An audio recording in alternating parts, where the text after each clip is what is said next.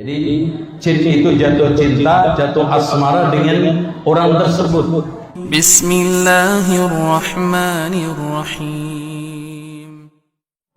Bagaimana caranya menghilangkan penyakit ain, santet, tenung atau sejenisnya secara syar'i, Ustaz? Iya, jin masuk ke dalam tubuh manusia itu ada lewat beberapa cara. Satu, karena itu murni ujian dari Allah, sehingga kita diuji, dicoba seperti Nabi Muhammad SAW. Kemudian yang keduanya karena balas dendam, ya. Dan balas dendam ini merasa jin itu disakiti, diganggu.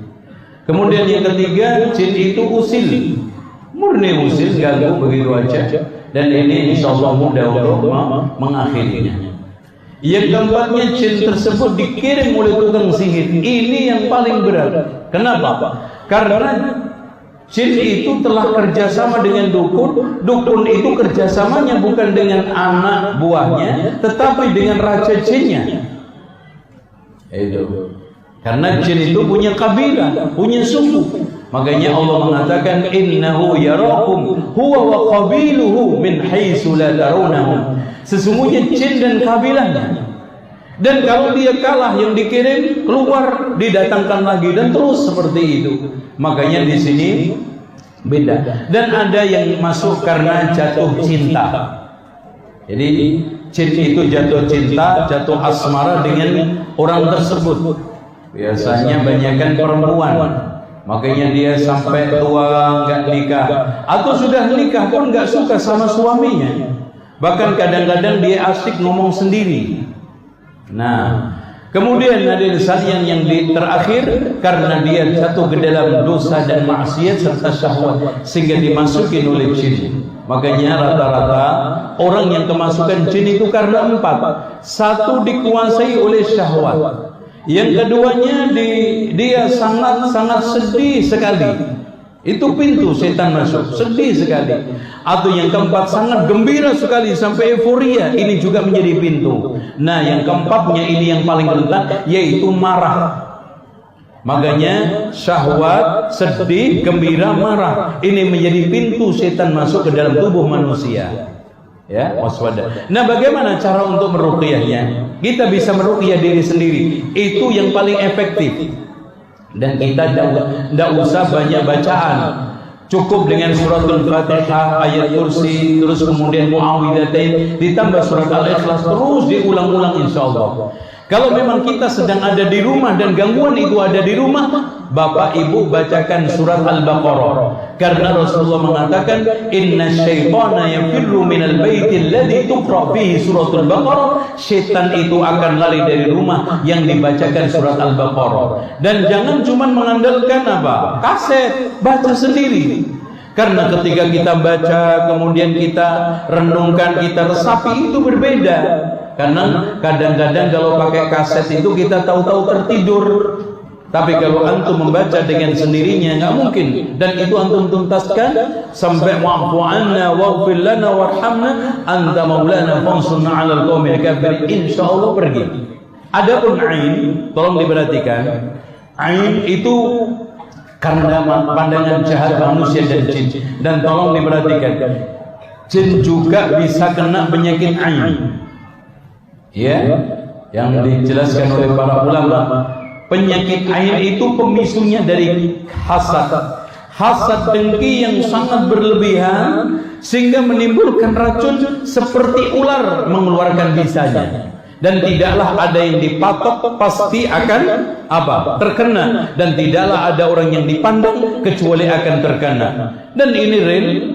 Rasulullah SAW saja wa in kadu la yuslikunaka bi absarihim lamma sami'u dzikra, dan seterusnya. Itu dari di kalangan orang-orang Arab dulu, ya, hampir-hampir pandangan mata tersebut menggelincirkan Rasulullah SAW. Nah, tanda-tanda orang yang kena ain, satu, badannya suka berdebar, dadanya suka berdebar-debar.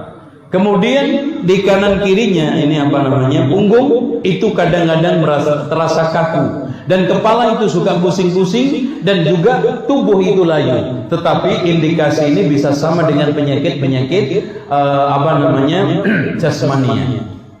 Kemudian hadirin sekalian, bahkan bisa pingsan, bisa mati, seperti yang dialami oleh para sahabat.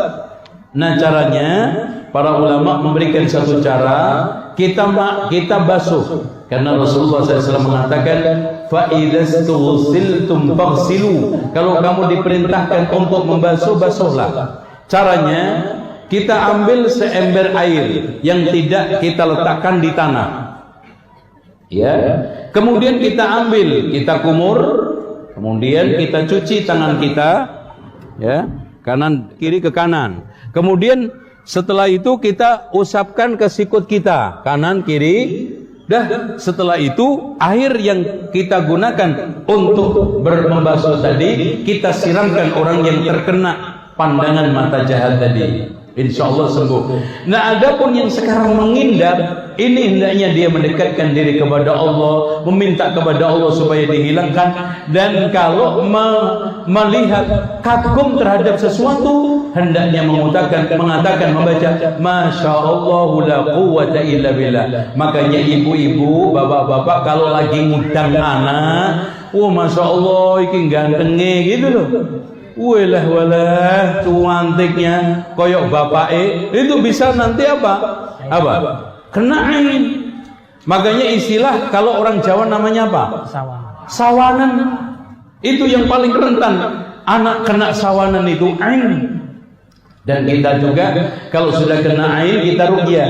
U'iduka, kalau laki, kalau perempuan, u'iduki bi kalimatillahi tamati min kulli syaitanin wahama wa min kulli ainin lama. Dan kalau merasa sakit di badan kita, maka pegang di antara badan tempat yang sakit, bismillah, bismillah, bismillah, a'udzu billahi wa qudrati min syarri ma ajidu wa uhadi, diulangi 7 kali, insyaallah akan hilang. Itu caranya kita meruqyah dan menghilangkan gangguan setan, jin, sihir, ain, dan yang lainnya. Nah, khusus sihir, yang paling efektif adalah perlindungan. Kita melindungi dengan zikir setelah sholat, zikir pagi sore, kita membaca ta'awudz, dan juga kerja apapun baca bismillah. Dan kita tidak usah sekarang ini sok-sok pamer. Terutama orang kalau berhadapan dengan penyakit ain, jangan sok-sok pamer. Nanti orang yang kita pamerin mengidap penyakit ain, akhirnya nanti rusak yang kita pamerkan.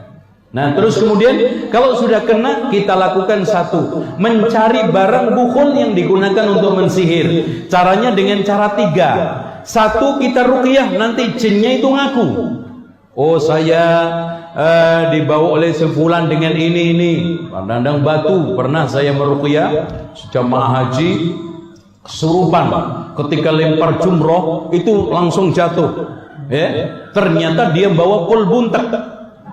Oh, itu mungkin tabrakan dengan batu Mina, jadi nggak kuat kul bunteknya. Itu makanya. Tapi kalau sekarang lempar jumroh pun jangan meyakini yang kita lempar itu setan, jadi emosi. Waktu antam kenceng pakai batu gede mental, akhirnya ada kertasnya, sesama setan jangan saling lempar. Mantap teman, lempar sama setan ya.